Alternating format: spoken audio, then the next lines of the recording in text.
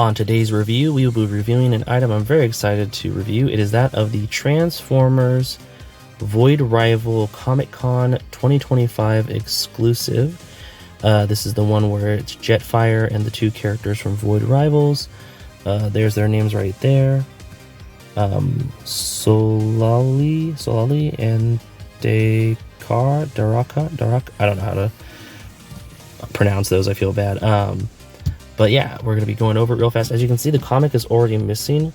The reason for that is I took the comic out and had the artist sign it at Comic-Con, Marcelo. So if you want to see what the comic looks like, definitely look it up on Hasbro Pulse. They do still have this there, and you can see what it looks like, but we're here to go over the 3 toys that come with it. So real fast, we'll go over the package. It's got the Void Rivals logo over there, the slip case that looks like a little holder, and then it's a really big box. That side right there. Now we're going to take the slip case off. And here it is without the slipcase on. The slipcase is just for the comic pretty much. And as you can see here, it comes with an image of the 2 protagonists from, or the heroes from Void Rivals, and then a picture of the toys. The whole Transformers More Than Meets the Authentic symbol, Hasbro, Energon Universe logo, all the, VIN numbers and stuff to make sure. Takara Tomy on the top. Some really cool. I'm trying to get it in frame. The lighting doesn't hit it when I have it right here, but some really cool Transformers with some Zertonian writing there. More Void Rivals, more Zertonian writing. Just all kinds of stuff you can see on the top. There's some comic panels. This thing's big for my photo view. And then more of the characters. But yeah, really awesome convention box. You can see that there's the crashed planet surface where Jetfire crashes. But yeah, enough about the package. Let's open it up and see the figures inside. And here we have them out of the package. You can see Jetfire and all of his very animated coloring glory, and then of course the blaster that can separate. So that is the dual blaster. That's really cool. And then of course the instructions, some blast effects. I believe they come apart in 3, so that's really cool. Yeah, 3 parts, so you get 6 blast effects in a way. And then of course the cutest little carded Void Rival figures with a little description on the back. And it's just like, it's kind of hard, but I gotta open this up so we can see the figures inside. So I don't know if I'm going to transform it in this review, because there's a lot of Siege Jetfire reviews out there, and this is pretty much that, but in the animation colors. The big difference is the Autobot and Decepticon secret logos. Let me see if I can get it to do it on camera. They're not painted this time around. And then I think between, yeah, so those are not painted this time around. And then of course there's no battle damage like the Siege one. But yeah, let's open this up now after seeing its packaging. And then I don't know, maybe I'll transform him into robot mode to go next to them. And here we have them out of the package. And they're looking really cool. She came with her spear accessory, and he came with his, I think it's like a gun accessory. But we're gonna go over the articulation real fast. They are O-ring figures, so we're familiar with this from the G.I. Joe line. Something I also wanted to point out, they did come with bases that are just some standard bases. So actually it says 2022 on it. So I think this must have been part of the G.I. Joe line of stuff from the Transformers X G.I. Joe. But yeah, the usual O-ring articulation, some limited head movement. Arms can go about that far out. Can do a full 360 either direction. Arms have a cut on the upper arm for swivel, and then the elbows have a bend, and then that's pretty much it for the upper arm articulation. The rubber band is there, you can see it, so that he can get, you can pretty much move them all around. Legs can go that far up, about that far back. Then the knees bend, and that is pretty much it for articulation. And then of course the accessory can come off if you want it to, and can go on. And then same thing with her. Spear just fits in the hands. You can pull it out. Arms can go a lot higher than the other character.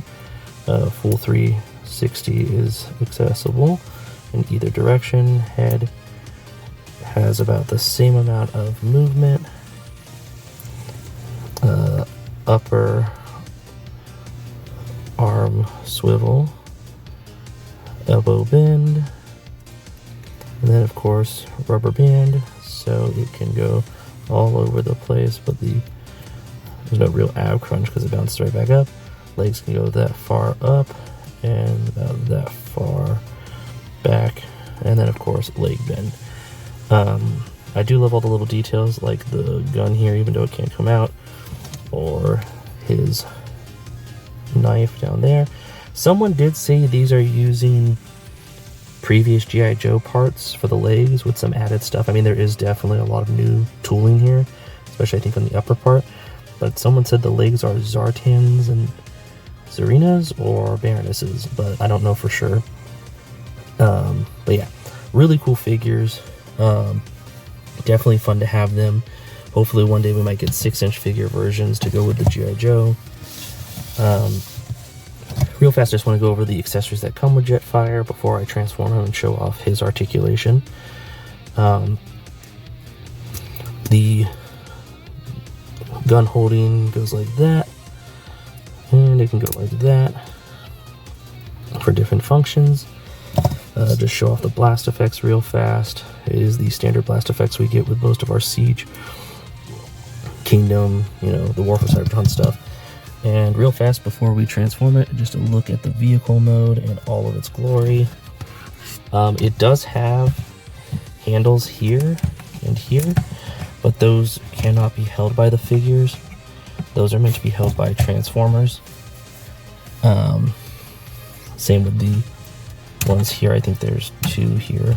I can't open it, but yeah, you can have those there for Transformers to hold, because in the cartoon, Jetfire kind of traveled all around with people hanging off him and stuff like that.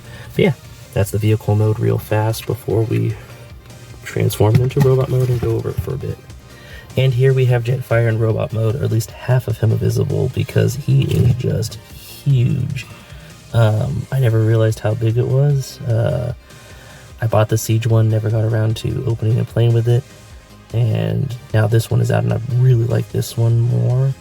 So being able to finally open it and be able to experience it for the first time, 2019 I think it was when this first came out, and it still holds up today in my opinion, and how cool it looks. I don't know of other people who've had it. It's just the perfect Jetfire in my opinion. I've got him with his blast effects and his guns, but we're gonna take those out. They're in there pretty snug, and we're gonna go over articulation. Oh yeah, those get stuck in there after you put them in, so just be careful about that.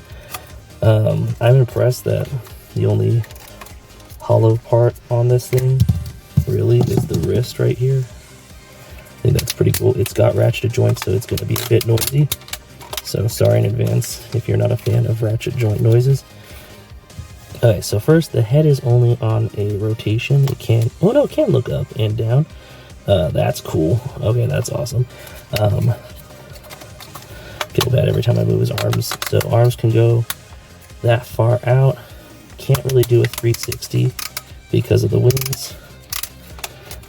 There is actual waist swivel, no ab crunch or anything like that. And I think this cockpit actually might open. I don't know. I didn't go over that with the vehicle mode, but I'm not going to try to force it. Has hand rotation. Hands can open and close, and the cool part is the gun trigger hides. The gun holder hides when you open it, like that, so that's really cool. We've got movement here and here, so he can do, I think he can do full-on splits. Yeah, that's impressive. Legs can go this far up, which is pretty far up. that far back, with the jetpack kind of hindering. There is thigh swivel because of the awesome joint up here. Legs can go all the way like that, which is incredible.